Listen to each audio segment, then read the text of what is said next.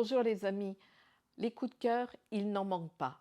Et peut-être remercier encore Spirale d'Or TV de venir toujours vers nous et vous permettre d'entendre quelques envies de lecture, quelques douceurs, en tout cas se faire du bien.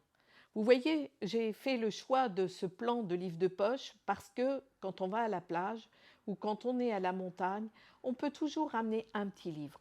Pensez également à la poésie, le texte que l'on peut mâcher, mais vous savez que l'on peut savourer, goûter. Et c'est formidable d'embarquer toujours un livre pour se faire plaisir et se laisser dépasser parfois, ou de se laisser retrouver par sa propre nature. Alors j'ai fait le choix de 3 livres. C'est toujours difficile pour moi parce que j'aime ça, les amis. Et j'aime tellement que vous partagiez avec nous à la librairie et Philippe ce travail, ce goût de la lecture, ce goût de connaissance. Alors je voulais vous parler de Marie Caillasot avec ce très beau livre, Le guérissage. Vous allez me dire, l'été, de lire ça, Marie Caillasot, elle est psychologue, elle s'occupe du post-traumatique, c'est-à-dire les chocs que nous pouvons recevoir, et les exemples sont très largement détaillés. Il nous offre une palette de réponses et d'éclairage de clés de lecture. J'ai rencontré Marie Caillasot au festival Pachamama à Aix-en-Provence, une femme radieuse, une femme qui offre l'écoute, une femme qui donne des clés de lecture. Si ce n'est que le travail d'un psychologue, d'un psychothérapeute, d'un psychiatre nous permet de nous révéler et à nous-mêmes à travers ce psychodrame que nous avons pu vivre. Si ce n'est que Marie Caillasot a trouvé pour son propre traumatisme une réponse après avoir expérimenté bien des choses, le travail de Dominique Raquin, Algonquin, qui lui, à partir de la roue de médecine, lui a permis de travailler autrement et différemment. Une roue, la roue de la vie, la roue qui nous amène à chaque quart d'heure ou à chaque demi-heure d'opérer différemment notre parole, notre traumatisme, notre rencontre pour se révéler. Elle fait un travail remarquable, elle travaille aussi dans une association qui permet à des parents endeuillés de dépasser ce traumatisme de la perte et du chagrin. C'est un très beau livre dont j'aime beaucoup la couverture. Il y a un esprit de créativité, mais au-delà de ça, il y a soi qui se révèle à l'autre. Le guérissage de Marie Caillasot aux éditions Tana, une très jolie maison d'édition. Un deuxième livre, un roman, Le pays aux longs nuages, de Christine Ferret-Fleury, aux éditions La Belle Étoile. La Belle Étoile nous amène en Italie et nous allons rencontrer Assia. Assia se retrouve le nez à la rue, son patron, restaurateur, a filé en douce avec la caisse. Elle est là, dépourvue, mais la vie est toujours là, vous savez. Elle va se faire accompagner d'un chat qui miaule auprès de ses jambes et qu'elle va embarquer dans sa voiture. Et elle va trouver un livre de cuisine. La cuisine, elle connaît, c'est son art. Et dans ce carnet, le nom d'un village, Palatio. Et elle va se décider de prendre sa petite voiture qui fonctionne qu'un K1 et d'aller jusqu'à ce village se retrouver, où elle fera une rencontre essentielle. Imaginez, de l'autre côté, en Syrie, c'est la guerre, c'est la violence, c'est l'impuissance des hommes, des femmes, des enfants dans des embarcations.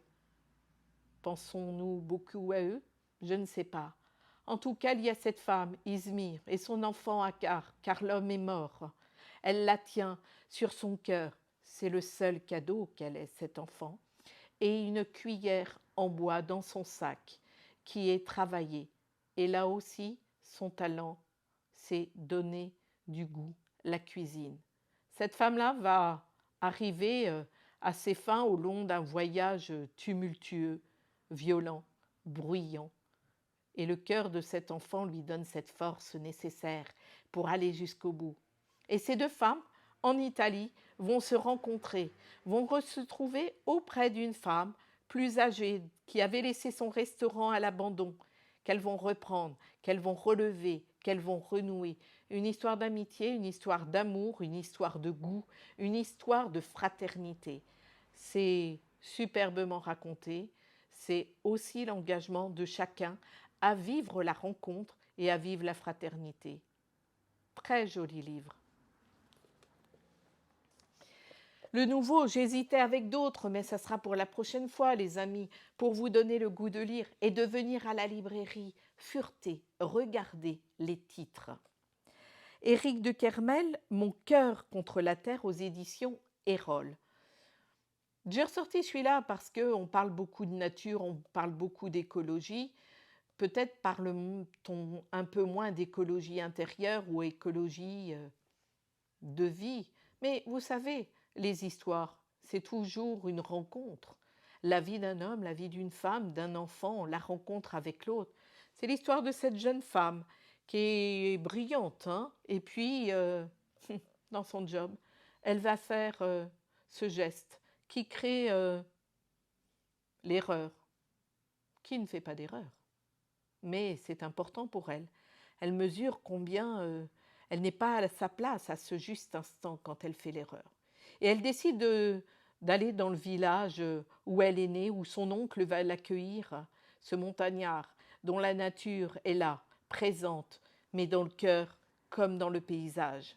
Et elle va faire un chemin. Elle va renouer avec la terre et elle va retrouver d'anciens amis. Alors bien sûr, il y a cette histoire ou cette rencontre où l'amour a toute sa place. Mais c'est l'engagement qui est intéressant. Comment pouvons-nous nous arrêter, changer de route ou aller dans un lieu comme vous pourriez aller cet été faire une retraite de 2-3 jours dans le silence, de laisser vous accueillir, de laisser vous abandonner et accepter ce que nous sommes. C'est aussi peut-être l'histoire d'autres livres, mais voilà un joli roman. Ça fait plaisir de se laisser embarquer. Parce que de passer de Paris à la montagne, retrouver ses racines, retrouver sa véritable nature et accepter de repartir, de s'engager. Voilà un joli roman d'été que vous allez embarquer très facilement et vous vous ferez plaisir. Les amis, bien d'autres livres, bien d'autres sujets. La poésie, la bande dessinée, mais aussi le roman policier, le roman, l'essai. Tout nous est permis, tout nous est possible. Alors rêvez, belle lecture à vous cet été et puis à très vite pour d'autres coups de cœur et merci encore à nos amis de Spirale d'Or TV. À très bientôt.